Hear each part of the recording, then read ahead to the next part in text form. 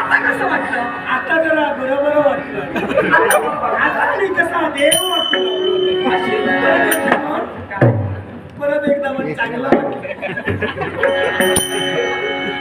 आता कसं मार्गाला जात असताना भक्तांना म्हणायला सांग. आता काय नाचून पालखी काढूया.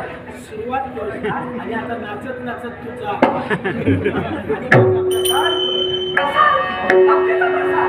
नावाचा प्रसाद. माझ्या नावाचा. विशाल मागे बरोबर राहा श्रीदेव अभिरामींच्या नावाची. भजन कुणाचं?